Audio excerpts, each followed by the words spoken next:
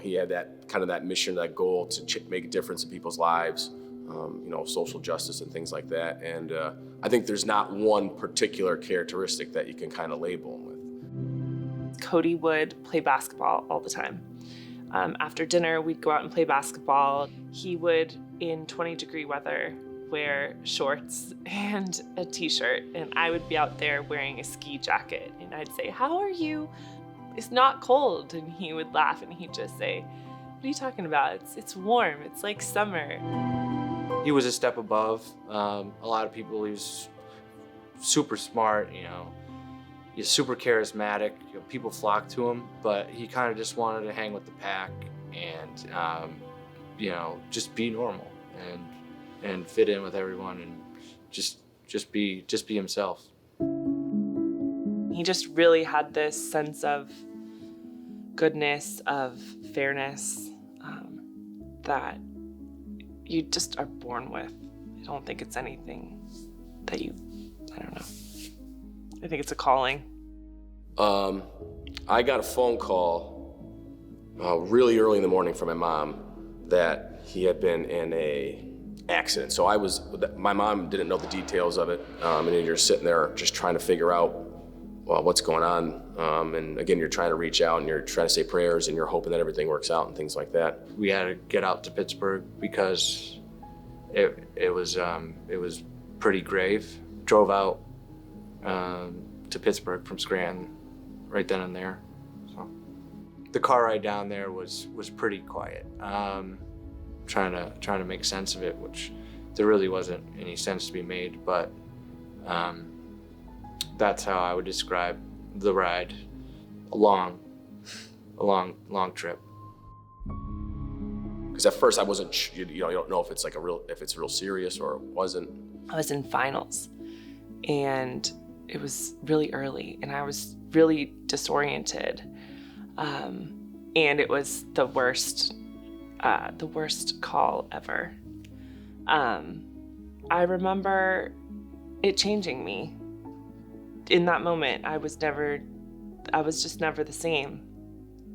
I think having the experience of going through that has made me a better human, but also a better nurse to other families. So I feel him a lot. I feel him a lot when I'm at work. I feel him a lot in the trauma room. I think about him all the time there. Yeah. I still see Cody pretty clearly, honestly. But I see him through what we're doing with the Cody Barrasse Foundation.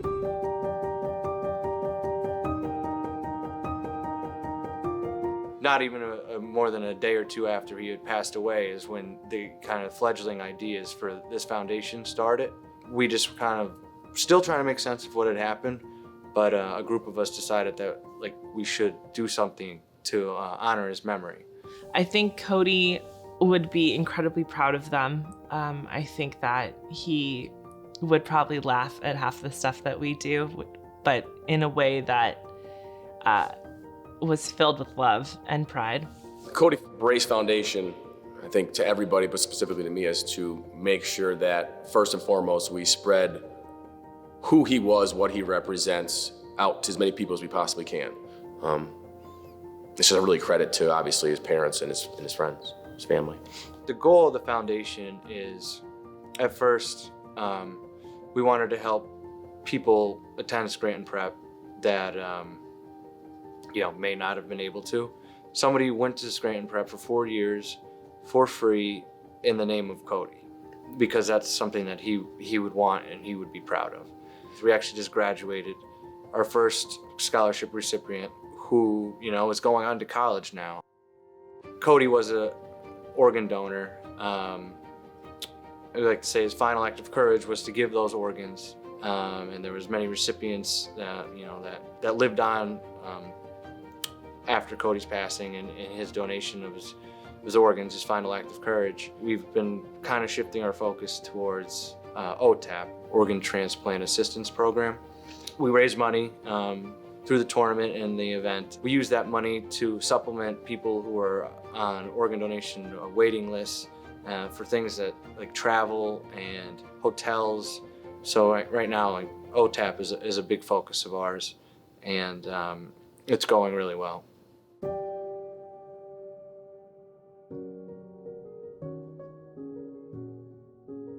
Everybody has been affected by his death, but now is also being positively affected by what he was willing to give. Yeah, so Blaze, I'm excited to meet him, first of all. But he had reached out to our Facebook page at the Cody Barrasse Foundation and just sent a message saying that he received one of Cody's organs, his kidney, and that he would want to talk to us. He had a left kidney that was removed and a right kidney repaired when he was 2 years old. My kidney was removed when I was 2 years old, and the other one was repaired, and it slowly went downhill. Yeah, April the 8th of 2013 I got that. April the 8th of 2013, that's when he's got Cody. Cody entered his life. I can't describe it because it's like when I heard that he was going to get a kidney, it's like how heart-wrenching it was to find out that what happened and not know of the person that donated, but they donated out of love of their own heart. Cody's heart, lungs, kidneys, so many pieces of him continue to affect other people in a positive way. He has saved lives. When I got the kidney, I was really happy and excited. And I figured I wanted to say thank you for the organ. So I invited the Barrasse family to my graduation. It brought joy and happiness knowing that he's not going to have to go through any more of these chest surgeries that he was going through. But then again, it brought sadness to know that she lost her son. Thank you, Cody Barrasse, for doing everything that you did. It has really helped me. And I wouldn't be here if it wasn't for your son, Cody. Thank you.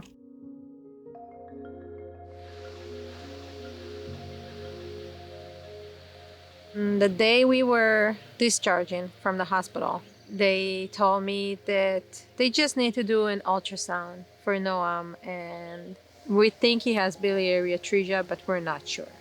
And then they start talking to us about Kasai surgery, liver transplant. If that's not working, he might get worse. We're like new babies, new parents, didn't know what's going on.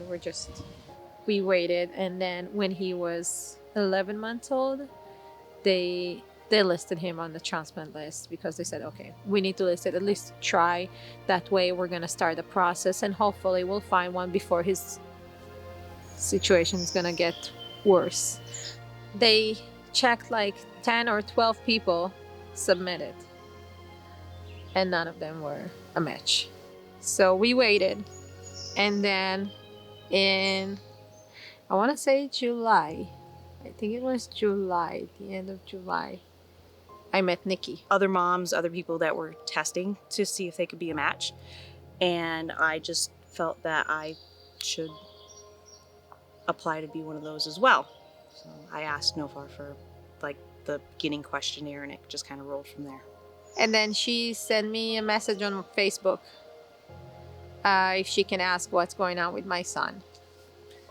And I told her. The way I felt about it was that, you know, if the roles were reversed, if this was my child, and since my son is only 3 months older than him, so that's kind of how the decision to ask for the questionnaire about being a living donor. In December, when I am 39 weeks pregnant, I got the call and that we have a live donor. I was just so determined that if I was a match, I was just I didn't want to let somebody down. I wanted somebody to have a chance. You know, I know my son doesn't understand it now, but maybe when he gets older and we tell him the story, that it'll also impress him that he can do something good for somebody else. The Cody Barrasse Foundation, we're lifesavers. For those people that obviously know Cody or knew Cody and now know what the foundation has done, they were able to save multiple people's lives with the organs that they were able to donate. And that's kind of the mission going forward. The basketball tournament is very important. You know, we want people to have fun, but you know, really, you know, organ donation awareness and OTAP is where I see us growing in the future.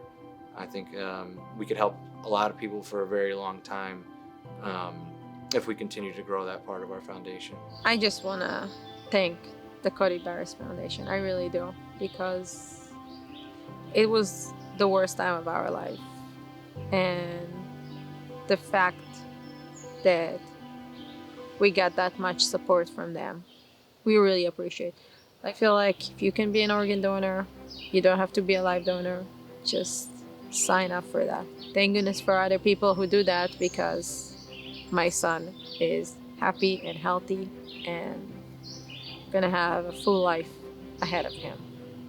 And the amount that it's grown, even just over the past 5 years, is incredible. I think that it's a testament to the people around them who feel loved by them and cared for by them. And I also think it's a testament to how much they do truly care and love for the people around them, including Cody.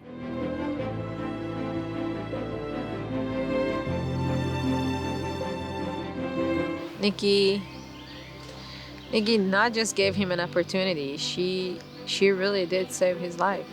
She gave him a second chance in life. I felt really honored when Joe said that I was the first living liver donor. And it sounded like not only did I do something good for, Noam's family, that I'm also kind of doing something good for the foundation too, because I'm opening up maybe a new avenue, a new channel, for information.